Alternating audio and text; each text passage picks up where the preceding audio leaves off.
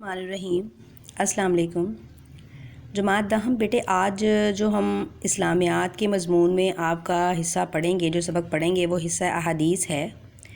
بیٹے آج ہم آپ کی پہلی حدیث پڑھیں گے۔ پہلی حدیث آپ کے نصاب کے مطابق یہاں پر آپ کی قواعد و انشاء میں جو حدیث نمبر 11 بنے گی وہ آپ کے سلیبس میں آپ کی حدیث نمبر 1 ہے، یعنی داہم کا حصہ۔ بیٹے میں آپ کو اس کو پڑھاتی جاتی ہوں اور یہاں سے سمجھا دوں گی۔ بسم اللہ الرحمن الرحیم۔ الصلاۃ عماد الدین، الصلاۃ نماز، عماد ستون ہے، الدینی دین کا، و اور، من جس نے، اقامہ اس کو قائم کیا، فقد پس تحقیق،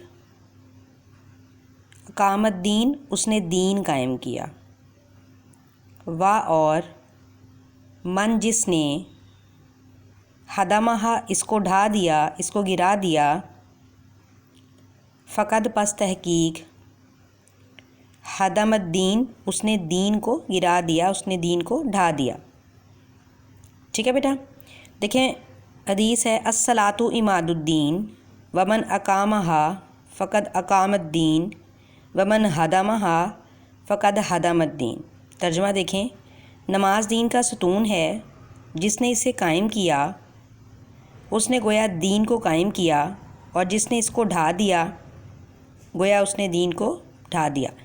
دیکھیں بیٹے کہتے ہیں اس حدیث میں دین کو ایک عمارت سے تشبیہ دی گئی ہے، یعنی جو ہمارا دین ہے وہ ایک عمارت ہے، اور اس عمارت کا ستون کیا ہے؟ نماز ہے۔ نماز کو کہا گیا ہے۔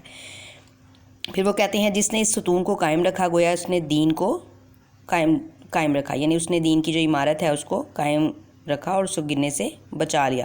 بڑے دیکھیں نماز کے حوالے سے ہم بہت سی احادیث پڑھتے ہیں نا کہ الصلاۃ معراج المومن، نماز مومن کی معراج ہے، مومن اور کافر کے درمیان فرق کرنے والی چیز نماز ہے، نماز بے شک نماز گناہوں سے برائیوں سے روکتی ہے۔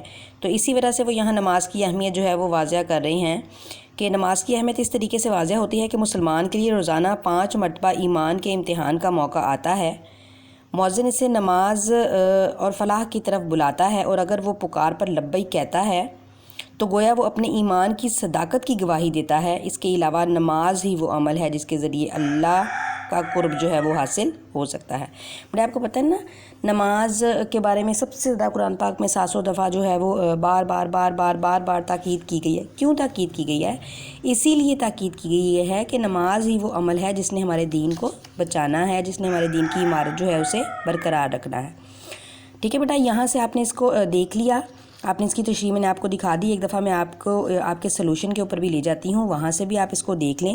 یہ حدیث نمبر 11 دیکھیں آپ کے سامنے ہے،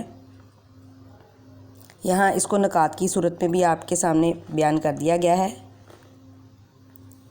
آپ نے اس کو یہاں سے بھی تیار کر لینا ہے۔ میں آپ کو یہاں سے بھی اس کے حوال دکھا دیتی ہوں، یہ دیکھ لیں۔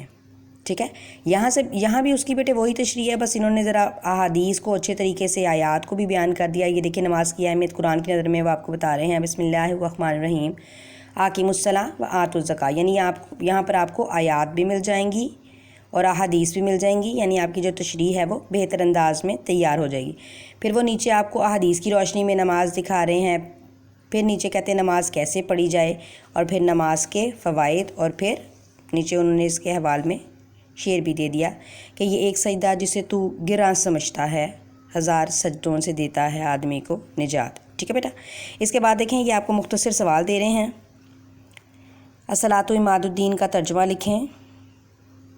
پھر مؤذن لوگوں کو کس طرف بلاتا ہے؟ مؤذن لوگوں کو فلاح اور نماز کی طرف بلاتا ہے۔ پھر سوال نمبر 3 ہے، کہتے ہیں کس عمل کے ذریعے سے مسلمانوں کا تعلق اور رابطہ اللہ تعالیٰ سے قائم رہتا ہے؟ کہتے ہیں نماز ہی وہ عمل ہے کہ جس کے ذریعے سے اللہ تعالیٰ سے تعلق اور رابطہ قائم رہتا ہے، اور جو ترک نماز کرے وہ کمزور ہو جاتا ہے۔ پھر آگے دیکھیں حدیث نبوی صلی اللہ علیہ وسلم کی روح سے نماز کی اہمیت بیان کیجیے۔ آگے جواب میں دیکھیں حضرت محمد صلی اللہ علیہ وسلم نے ارشاد فرمایا کہ نماز دین کا ستون ہے، جس نے اس کو قائم کیا۔ یہ پوری وہی حدیث ہے، ٹھیک۔ پھر آگے وہ حوال بتا رہے ہیں کہ الصلاۃ معراج المومن، نماز مومن کی معراج ہے، نماز میری آنکھوں کی ٹھنڈک ہے۔ سوال نمبر 5 دیکھیں، کہتے ہیں آپ صلی اللہ علیہ وسلم نے دین اور نماز کا باہمی تعلق کیسے بیان فرمایا؟ یہ دیکھیں، آپ صلی اللہ علیہ وسلم نے نماز اور دین کا تعلق اس طرح بیان فرمایا کہ جیسے عمارت اور ستون، جس طرح کوئی بھی عمارت بغیر ستون کے قائم نہیں رہ سکتی، اس طریقے سے دین کی جو عمارت ہے وہ بھی نماز کے بغیر قائم نہیں رہ سکتی۔ ٹھیک، اس کے بعد نیچے دیکھیں، یہ آپ کے کثیر الانتخابی سوالات ہیں، یہ اسی حدیث سے تعلق رکھتے ہیں۔ یہ پانچوں آپ نے ایک دفعہ دیکھ لینے ہیں اور تیار کر لینا ہے۔ بیٹا یہ حدیث صرف آپ نے یاد نہیں کرنی، بلکہ یاد کرنے کے ساتھ ساتھ آپ نے یہ ساری حدیث جو ہے وہ صرف حدیث اور اس کا ترجمہ، یہ حدیث جو میں نے آپ کو پڑھائی ہے وہ اور اس کا ترجمہ آپ نے اپنے جرنلز کے اوپر لکھنا بھی ہے۔ ٹھیک ہے بیٹا، تھینک یو، اللہ حافظ۔